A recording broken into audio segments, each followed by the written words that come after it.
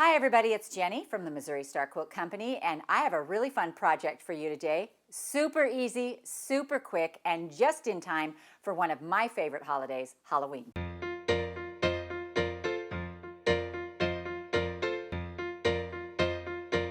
So this is a panel, and this is Mr. Bones. I am affectionately calling him Mr. Bones. And this is such an easy little outside border, and that's all we did to it, and I can hardly wait to show you how we made it. So to make this quilt, you're going to need 2 packages of 5-inch squares, and we have used Ghostly Greetings by Deb Strain for Moda. You're going to need some white fabric and some black fabric. For the white, you're going to need 1 1/4 yards, and for the black, you're going to need 1/2 yard. You're going to need one panel right here, the Mr. Bones panel, or the Ghostly Greetings panel, I guess it's called. And you're going to need, for your backing, you're going to need 3 3/4 yards. And I'm actually going to show you a way to make it a smaller backing if you want to. In addition, it would be helpful to have the Clearly Perfect Slotted Trimmer B. This tutorial also includes a bonus project, so stay tuned to see what that is. All right, so whenever you're working with a panel, it makes it a little bit interesting and a lot of fun. You get a lot of wow for your effort. So this is our panel right here. And they come to you cut. They have dotted lines that they cut them on and they send them to you. But you're going to have to do a little bit of trimming for this. How big, you ask? Well, let me tell you, you won't know that until you make your first border, because I always do it backwards. So this is what I want to happen along that first border. And so what I do is I start sewing my half square triangles together. And when it reaches the right size, then I know what size to trim my border. So the first thing we're going to do today is we're going to make some half square triangles, because that's all this quilt is. It's a little chevron border around a panel. And so to make them, I did it real simple and real easy. And what I did was I took, for this guy right here, I wanted the panel to feel like it was bleeding off into that first border. And so I chose the black and the orange. In this charm pack, you can see there's blacks and grays and oranges and tans and whites. And the reason I needed 2 was because I wanted to only use the orange and the black for my outer border. And so I went ahead and pulled some of these. Let me pull one right here, and I'll show you how we make these half square triangles. So you're going to take a 5-inch square, and you're going to take some of your white background and you're going to cut it into 5-inch strips and then subcut those into 5-inch squares, just like this. Now, can you use a pre-cut of white 5-inch squares? Oh, 100%, absolutely. So do that if you want to do that as well. And so what we're going to do is we're going to sew all the way around this to make our half square triangles. We're just going to do it the easy way. We're going to sew all the way around the outside, 1/4 inch from the edge. You can sew off the edge, or you can stop and pivot. I generally sew right off the edge. All right. So then what we're going to do is we are going to take these and we're going to cut them diagonally both directions. Let me turn this over so you can see better. Let me cut off these little threads right here. So then we're going to take our ruler. And these little 2.5-inch rulers are so great for that, because they reach just beyond. And we're going to cut it diagonally this way, and we're going to keep those together, and we're going to cut it diagonally this way. Just like that. Now what we want to do is we want to make sure that each of these triangles is squared to 3 inches. So you can iron them open and square them with a block lock tool. I like the Clearly Perfect Slotted Trimmer. So what I do is I'm going to lay their stitch line on my stitch line, just like this. And I'm going to look at it, and I'm going to slide it over to the side if I can and see if it lines up great. And if it does, then I only need to trim one side. This one looks like I'm going to have to trim a little bit off of both sides, just like that. It's not much trimming that you do. So again, I'm going to line up my seam, and I'm going to slide this over and see if I can just make one cut. And on this one I can. So make sure that stays right in place. And I'm just going to cut it here. So, you always want to find the easiest way to do things. And for me, this is a super easy way to square half square triangles.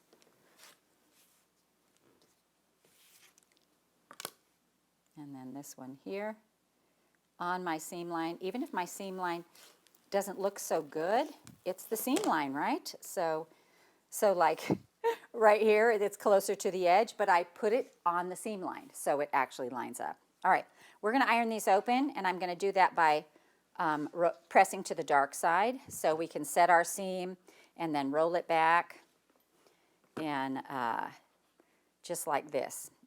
Okay, so when you get ready to put these all together, you're gonna sort your charm packet, and you're gonna pull out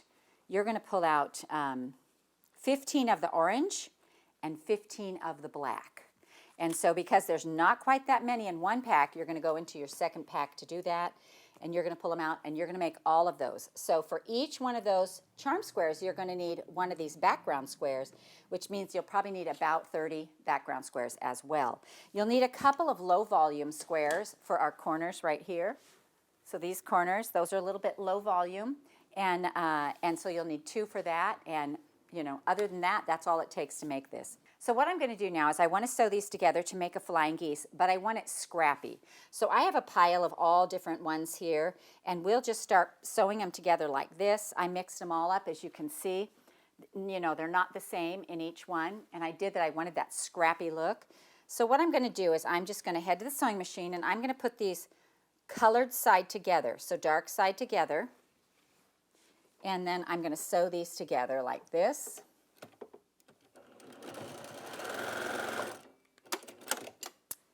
And then we'll press that open, and we'll get this flying geese unit. And you're going to do that to all of your blacks and all of your oranges. So let me just sew another one together here. So once you get all your little pairs sewn together like this, you're going to sew them together into one big long chain. And you want that chain to be the length of your panel. So let's talk about the panel for a minute. We trimmed our panel to 22 by 43 and a half. So when you're working with a panel, you only have so much to work with. And what happened when I got to the end of my border right here with the panel, so I'm in here by the panel, was that I ended up with a half of a geese. It would only take a half of a geese. And I wanted a whole full geese on here. I wanted the full flying geese on the whole thing, even up to the corner. So what we ended up having to do, because you want to make your side piece first, is that we ended up adding a little strip of black, 1.5 inches to the top and 1.5 inches to the bottom. To the sides, we added a 2-inch border to each side of our panel. So we cut 2 1.5-inch strips and 3 of the 2-inch strips to put on the sides. And so what I want to tell you about this is that everybody's 1/4 inch is a little different. Everybody's panel is a little different. And so we had to trim ours fairly close to the sides to make it work for my border. And so don't worry about having to do that, but make this piece first and then measure it to see. Because if yours happens to come out perfect, it's like, whoa, that's perfect. Mine is going to come out with one half of a flying geese. And so I needed to add those borders around it. So again, I added 1.5 inches to the top and the bottom and 2 inches to each side of my panel. So whenever you're dealing with any panel, you want to make your first border first, and then you want to do that. So then what I did was I had this black panel out here, and I sewed it on like this. And the next thing I did was I set about sewing on my orange ones. And so as you get the orange ones together, let's sew a few of those right here. I've got some already done, and I've got some I'm going to do. So I'm just going to sew a few of these together so I can show you how they kind of, you have to offset them to get the look of the chevron. So we've got here, and we've got this one.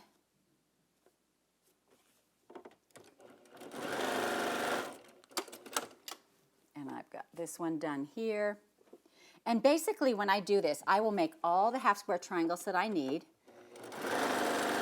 And then I will just chain piece those. So I'll sit like this, and I'll have a pile of these. And I know that these are kind of all the same, and I know that these are going to be a little bit different print. And I want to scrap them up, so I have 2 piles that I draw from. And I'm just going to go ahead and start here. And I actually like to start from the bottom edge where there's only 2 fabrics together and then sew off the top. And so like this, we're going to start where the 2 fabrics come together and sew off the top. Rather than starting at the top where all those 4 fabric bulks are together, it's a little easier to do it this way. So we'll do a few more of these, and then we will attach them all, and I'll show you how they line up.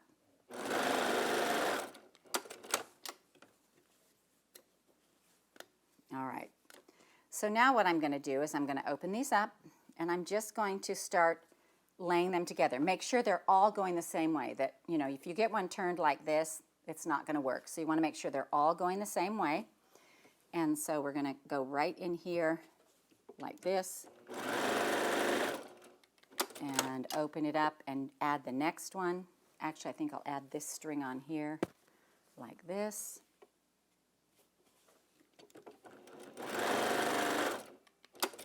And then we're going to add this one over here like this. And we'll give us a nice long chain. All right. So now we're going to pretend here with our panel. We're going to pretend that we've got our panel here on the side. We've got our 2-inch strip sewed on the side like this. And we're ready to add the first row of the dark right here. And so we put on our first row of the dark. And I wanted my dark, again, I wanted this continuity of color out here. So we wanted to add this on. So you're going to sew your little strips on all the way around first. Then you're going to start adding your side pieces of these. And then you're going to add your top piece as well. Now in this corner up here, right here, see this is going to end here, and this is going to start here. And we need to talk about this little block. But first, I want to show you how the orange fits in. So here's your orange right here. And if you do it so that they are both going the same direction, it just won't work. So you flip this over. And what we're going to make, oh, look what happened. So I love these. These are what I call happy accidents, when you find something you weren't expecting, and see how these little squares appear. But I wanted the chevron, so I scoot this over just like this. And all of a sudden you get that zigzaggedy chevron look that is just so cool and so much fun to put on there, and makes this little thing out here. Now for this little corner thing up here, this is just 4 half square triangles. This one, these point the same direction, and the other 2 point in. Now I want to point out that I actually laid a lot of little things out in my corner to see what I thought would work, what I thought would look best. This was what I was looking for right here, this piece right here to come across. So you have to lay your half square triangles a certain way to get this framing piece right here. But if you wanted to, I mean, this could point the other way. I mean, you can do so many things with those corners because it's basically a 4-patch of half square triangles. So here what I have is these 2 that go in like this, and then I have this one that comes out, and this one also comes up like this. So this is my corner on my quilt. But, you know, if you wanted to do it differently, you could do it differently. It'll just give you a different look. Let me give you an idea of what I'm talking about. So if this one was turned in this way, this is what you'd get. You'd get these 2 coming in, this one going out, that one going out, and it would have a little bit of a stop right here. So you just have to audition your squares and have some fun with that and see, you know, what you like and what makes sense to your brain. Now this is the perfect size for a door. Well, if your door is 36, this is a 35-inch wide quilt. And I think the door is unused real estate for us quilters. We don't generally hang a lot of quilts on our doors, but I love the idea of a door panel for Halloween. And this is 35 across, and the length of it, let me check on that. The length is 55 inches, so it's a great size for a door. But you might have noticed in all this panel sewing and cute Mr. Bones sewing, I only used the dark parts of my charm pack. And so, of course, you know, I couldn't leave that alone. I had all these lights, and I still had a few darks left over, and a few oranges, and a few blacks. And so, of course, I had to make a little bonus project. So let me show you what that is here. I love a beautiful table runner at Halloween on my table, and I just think this is so fun. So I did the same chevron, exactly how we did it. staggered it, kept that stagger going. I put one row of my dark colors, and I put black with orange and mixed them up, and then I put the two top rows of the lights, the creams and the grays, and against the white with this little tiny border. By the way, if you want to make this little tiny border, it just takes a half a yard of extra. And let me grab another pin here. And then you can see this, how beautiful this is. But it's so quick and easy, and you have so many of these left over. And I have so many left over still because I broke into because these are my step outs from making two of them already. And so I can actually make a third one for myself. And so it's just really a fun idea, quick and fun for Halloween. So my bonus project right here is 20 across by 50 down, and because it's all the same pattern, you're not going to lose anything by setting something in the center. I think it's just a really great project. This is a little 3.5 inch border out here, and it's a half a yard of fabric for that. And our backings back here, there's our Mr. Bones on the back. But let me tell you, so when we give you a quote for backing, we'll say you need this many yards. It's because we're going this way. We're going lengthwise with the fabric. But if you're willing to piece your back, you could actually cut your piece this wide and sew two of those pieces together for the length, because then you're going to get 90 inches. So that's a way to save fabric. And what I mean by that is, instead of having your border or having your backing be one piece all the way the length of it, you could cut your pieces the width of your project plus 4 inches on each side. So the width of your project plus 8 inches, make two cuts, and then you could sew them together top and bottom, and you'll get a little more backing out of your quilt, especially for these smaller projects. Your backing will go a little further.